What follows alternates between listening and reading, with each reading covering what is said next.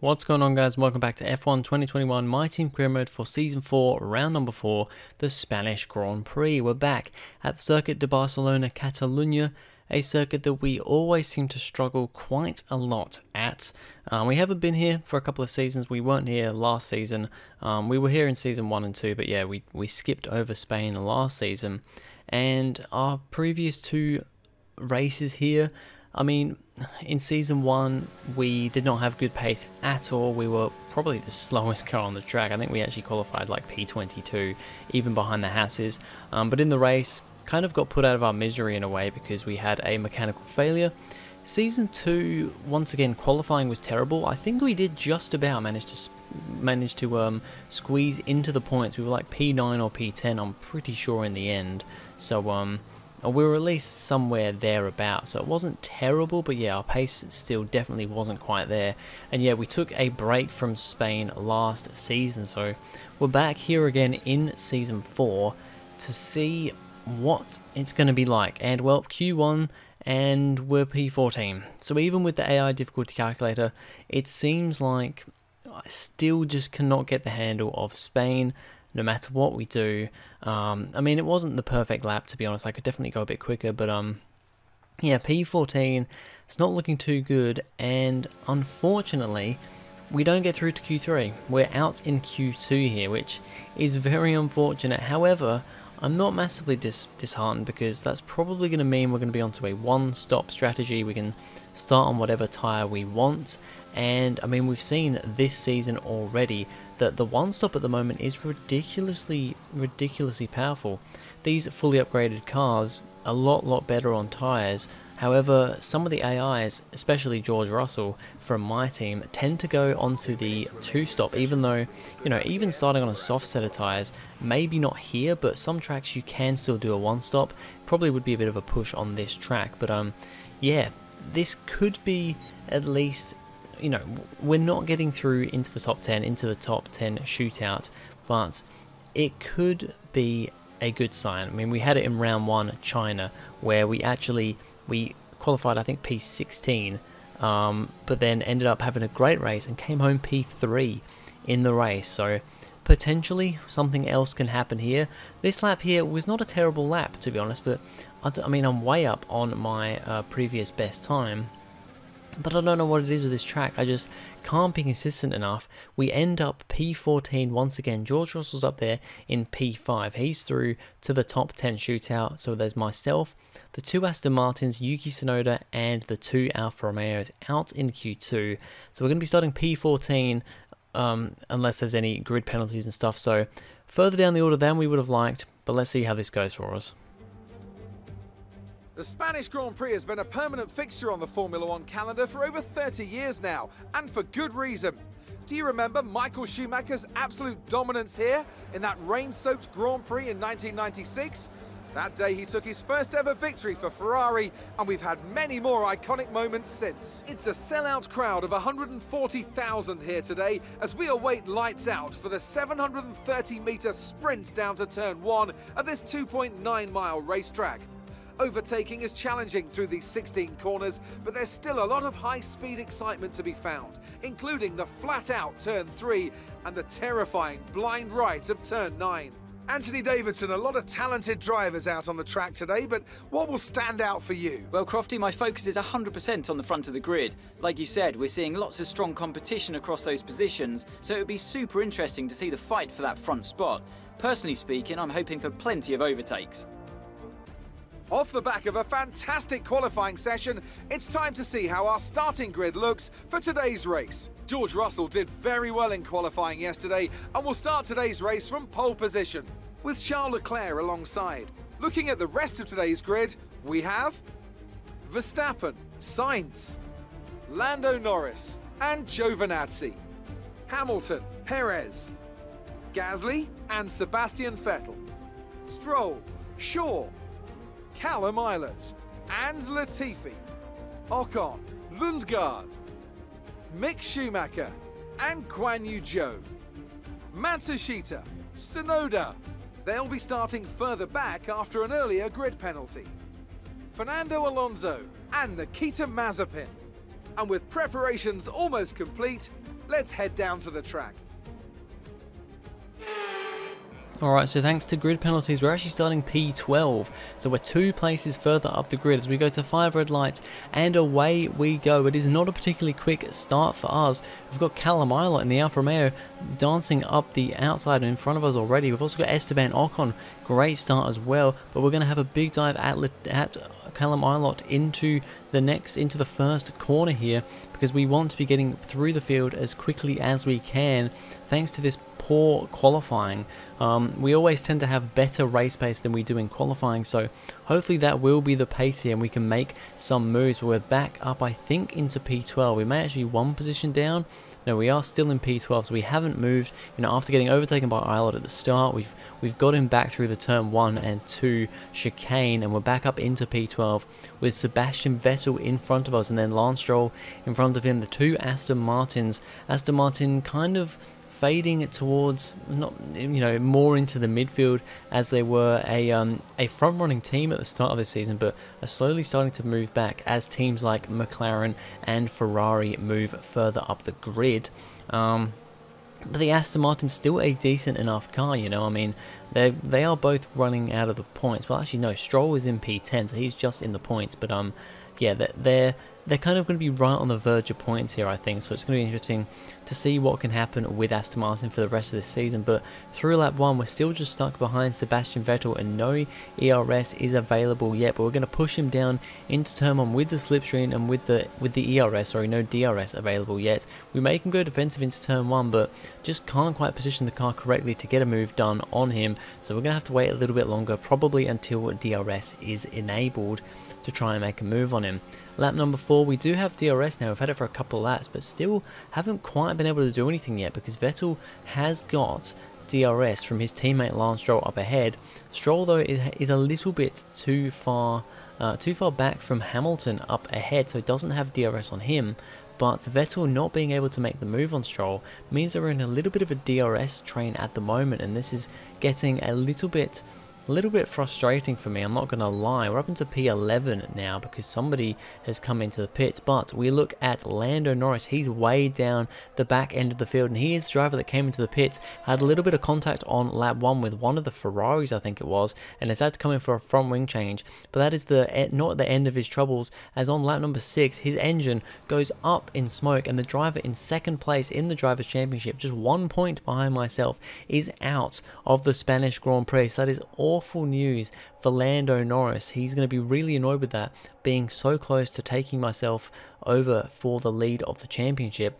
As we now have a look a little bit further back, or yeah, a bit further back from me, we've got Yuki Tsunoda making his way through the field, going for an awesome overtake here on Christian Lundgaard. A great battle between these two drivers. Tsunoda had a grid penalty, so started further down the grid. I think it was P20, but these two going absolutely hammer and tongs here, and it is a really good little battle, but Tsunoda just about manages to get past the Alpine of Christian Lundgaard. Awesome little battle here. That is great to see, as we are still on lap number 9 stuck behind the rear wing of Sebastian Vettel and the two Aston Martins, but we are closer than we've ever been now. He has DRS on his teammate. We have DRS on Vettel though, but we're a lot closer, and we're going to try and go for a move here, make him go to the inside, go to the outside. Little bit of a look there as we just swing our car around the outside, manage to not make contact with the German driver, and we're now side by side through turn 3. It's a great little battle with Sebastian Vettel, the 4-time world champion. We're still side by side as we head around the next corner, but I'm just going to put my foot down a little bit earlier, and it's pretty much the same sort of move that Tsunoda made on Lundgaard a couple of laps before. We finally managed to get past Sebastian Vettel, and now it's the other Aston Martin right in front of us.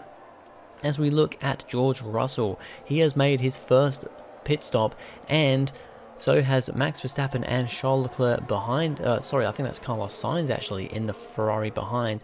These are the net top 3, however, they're stuck behind the Alfa Romeos at the moment, who have not pitched yet. And this is where George Russell has had so many issues in the first 3 races of this season so far. He's always gone into a 2-stop, and he just hasn't been able to make his way through the slower cars that haven't pit yet, and are usually on 1-stops. So it's going to be interesting here. Can George Russell actually do something about these slower cars, or is he going to get stuck and it's going to be the same story as the previous 3 races? As now we're going from a very long way back on Lance Stroll, we're diving to the inside, really long way back there, and we just kind of leave him out to dry, push him out a little bit, no contact made, but just don't give him, you know, make sure to not give him too much room, squeeze him out through turn 1, and we're now up in front of both Aston Martins, as Yuki Tsunoda still trying to make his way through the order here on the other Alpine of Esteban Ocon. Same sort of move here, however, Tsunoda this time on the outside of turn 1.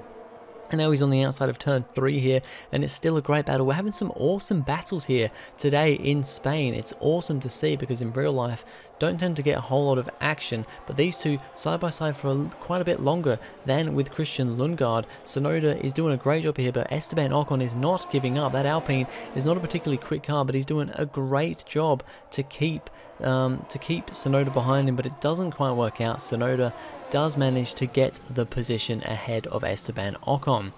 As we continue on here, lap number 15 now, we're going to be coming in a couple of laps time. We're actually leading the Grand Prix now with the Vettel behind us. Stroll has come in for his pit stop, and then you've got Callum Ilott in third. Latifi's come in, I believe, for his stop, and then it is Russell and Verstappen and Sainz who are all trying to make their way through the grid after their first pit stop. But now, lap number 16, we are in to the pits for our one and only pit stop onto a set of hard compound tyres. We come in here, this is pretty much the strategy we've been running with this whole season, especially if we've, haven't got into Q3, just go medium to hard, and it seems to work out quite well for us. On the exit here, Hamilton just ahead of us, but Pierre Gasly just there, but we're going to try and get the position on him. He's on medium tyres. I'm pretty sure he's come in so he's also on a 2-stop, but we're going to keep ahead of him. We're actually going to get ahead of him, kind of jump him in the pits here onto this hard set of tyres, and potentially try and pull away, because the AlphaTauri isn't one of the quicker cars. Both Gasly and Tsunoda are doing a really good job at the moment, but yeah, they're definitely not the quickest cars on the grid. As we have a look here at the battle for the lead, Russell has managed to stay in the lead. The cars ahead of him have now come into pits, so he is once again in the lead of the race. Verstappen in P3. Something's happened to Carlos Sainz, because it's now Antonio Giovinazzi in P3. Sorry, Verstappen P2. Not sure what's happened to Sainz, but he seems to have dropped off this group here, and Giovinazzi has got up into that podium position. As we come through lap number 20 here, and it looks like the leaders have come in for their final pit stop on this lap onto another set of medium tyres. They'll be going to the end on those, so this is the crucial moment for George Russell and Verstappen and all those guys who were in the race lead, to see if they can make their way through the grid and potentially at least get a podium here. Well, that's what we've got to watch right now, because George Russell is now on the back of Lance Stroll in the Aston Martin. He's on a 1-stop. Russell, of course, on the 2-stop, and he's going to go for a move here. Giovinazzi just coming out of the pits there, very nearly getting Max Verstappen, getting the, well, that would have been an overcut on Max Verstappen there, but George Russell still fighting Lance Stroll through this whole section here, but it looks like he's just about managed to get the position done, up into whatever position that is there, but he's just got to keep this momentum going and get through, because Verstappen never messes around. He is also making a move on Lance Stroll, and he gets the move done a little bit easier than George Russell, gets him before turn 1, so he doesn't have to go side by side and lose time through there. But now George Russell on the back of Sebastian Vettel. He's getting lucky in a way that none of these guys seem to have DRS at the moment, and it's a much easier overtake for Russell on Vettel as he gets him into turn 1, just like Verstappen did on Stroll. And now Russell's up into P2. He only had a couple of positions to make up there. He's up into P2. It's now a 1-2 for TGL Motorsport with myself in the lead. It's lap 27 of 33, and Russell is catching very quickly. He's right behind me already, only like 2 or 3 tenths behind, as we overtake Mazepin under blue flags there, lapping him. And well, it's going to be interesting here. I don't get a particularly good run through this corner and onto this middle straight, but it's okay, because Russell's been slowed down a little bit because of Mazepin there. but he's going to be right on my back again because he's on fresher tyres, he's on medium tyres, and we're just going to have to try and see what we can do. We don't want to fight him too hard, but Russell is going for the outside into turn 1. It's a battle of TGR Motorsport. We kind of try and keep the position, but I'm not going to fight it too hard because he's on quicker tyres. We've got a lot of laps to go, and I don't want to screw over his race here. But Verstappen now, as we run a little bit wide through turn 3, Verstappen looking now to the outside of turn 4. He tries to have a look but can't quite get the car just sticking around that corner, and we managed to maintain P2. But George Russell is into the lead of the Spanish Grand Prix. The 2-stop may have finally worked out for him.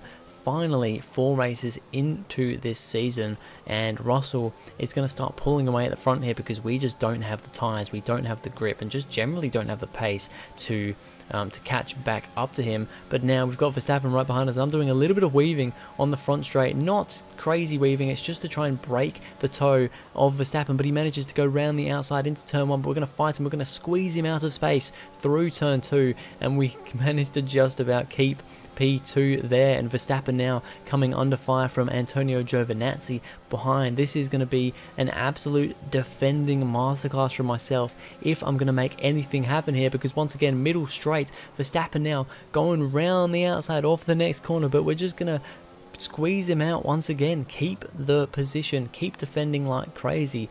Russell is absolutely storming up the road. He has long gone up the road now. This is pretty much in the bag for Russell as long as he doesn't make a stupid mistake or have an issue.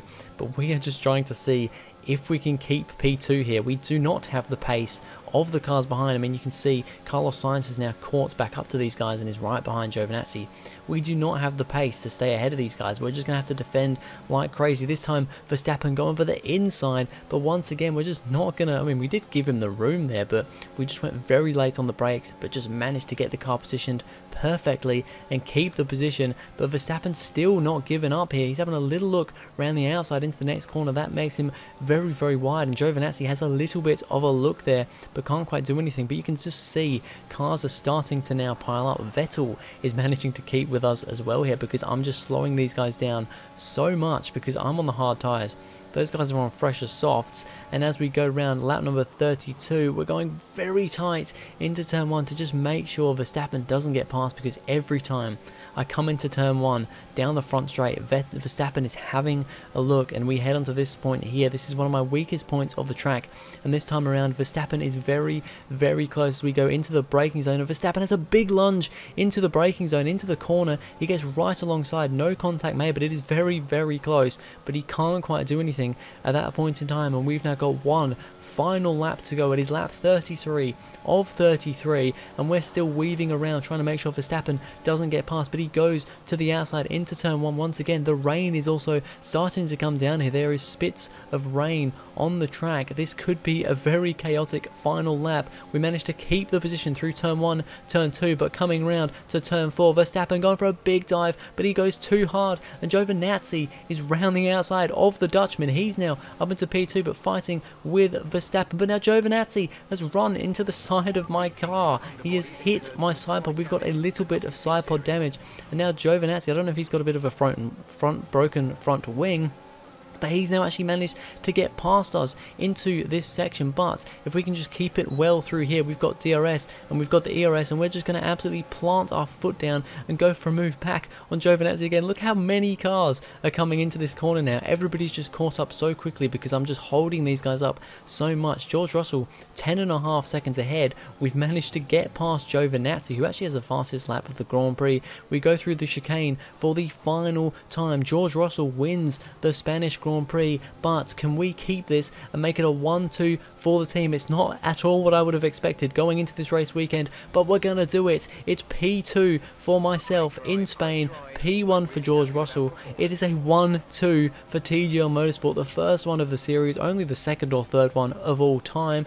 We get driver of the day for that amazing defending drive. That was an awesome final lap. You can't fault the performance on the track today. A well-deserved victory. Tell me, Ant, how did they manage to achieve this win? I think a large part of the result comes down to temperament. They were able to keep their heads when everyone around them was losing theirs. and that's allowed them to get the best out of the car, to maximise the strategy and to stay out of trouble. A show-stopping performance from the 3 drivers approaching the podium right now.